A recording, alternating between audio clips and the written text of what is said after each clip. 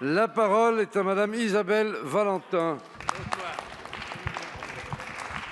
Merci, Monsieur le Président. Ma question s'adresse au Premier ministre. Monsieur le ministre, les financements promis par le Ségur de la santé sont totalement inéquitables. Pire, ils n'ont fait que rajouter de l'amertume.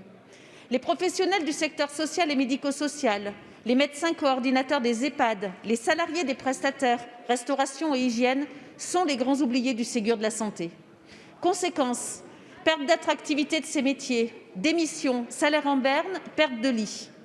Plus largement, les hôpitaux sont à l'agonie, les EHPAD sont bien malades et les services à la personne sont au plus mal. Tous sont en manque de personnel, ce qui démotive les équipes restantes, des gens épuisés. Pour les personnels de direction, c'est un véritable casse-tête. Comment gérer ce qui est ingérable ?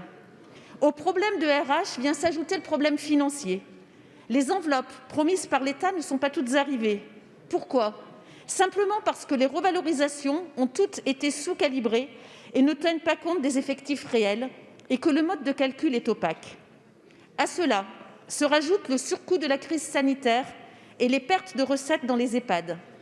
Les écarts importants constatés entre le coût réel et les financements perçus ont des conséquences sans précédent sur l'équilibre structurel des établissements.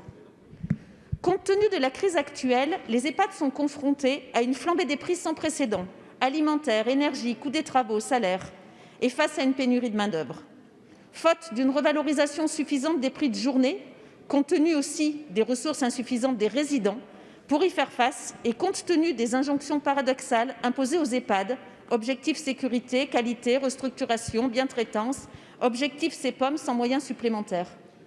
Monsieur le ministre, on ne compte plus les rapports et les enquêtes sur la question, mais vous l'avez bien compris, le secteur attend une véritable réforme du grand âge et de l'autonomie. Comment le Gouvernement envisage-t-il d'accompagner les EHPAD face à une inflation insoutenable ? Quels moyens financiers et humains comptez-vous mettre en œuvre pour accompagner le secteur du grand âge et du vieillissement ? Ministre délégué chargé de l'autonomie.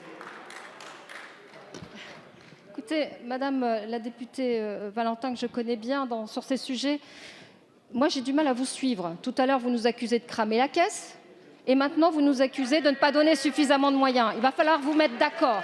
Il va falloir vraiment vous mettre d'accord. Moi, je vais vous dire et vous rappeler simplement ce qu'on fait depuis la crise sanitaire. Nous avons tenu à bout de bras les EHPAD. Des EHPAD qui, je vous le rappelle, sont dans un état calamiteux pour la majeure partie d'entre eux et ce n'est pas de notre fait. Nous avons donc revalorisé d'une part de manière structurelle et de manière urgente le personnel. Vous permettez que je parle, monsieur le député ? Merci. Nous avons revalorisé les salaires d'abord, 183 €, mais tout le personnel des EHPAD. Parce que c'est comme ça qu'on crée de l'attractivité. Ensuite, nous investissons dans le dur pour les EHPAD aussi, parce que vous le savez, ils sont dans un état épouvantable. Nous sommes en train de le rénover avec une philosophie particulière qui est celle de dire nous les ouvrons à l'extérieur, nous en faisons des lieux de vie et non pas des EHPAD prison comme j'ai pu le lire par endroits. Je suis encore en peine de vous dire si vous avez dans votre région déjà acté toutes ces améliorations que nous apportons région par région, département par département, territoire par territoire. Donc nous sommes en train de recréer l'attractivité pour ces métiers, ces filières métiers, les médecins coordonnateurs aussi, puisque vous le savez, nous en manquons considérablement. Il ne suffit pas d'un claquement de doigts pour avoir des médecins. Vous le savez, c'est un autre problème qui est beaucoup plus conjoncturel. Donc moi, je voulais vous dire que dans la crise, nous avons été là, les surcoûts seront remboursés. Nous avons débloqué une enveloppe financière supplémentaire dédiée aux ARS qui arrivera le mois prochain pour les surcoûts. Vous savez, je suis en liaison toutes les semaines avec les fédérations des EHPAD. Je suis particulièrement au courant des situations. Si toutefois il y en avait des litigieuses dans votre endroit, je vous appelle à me le dire. Merci.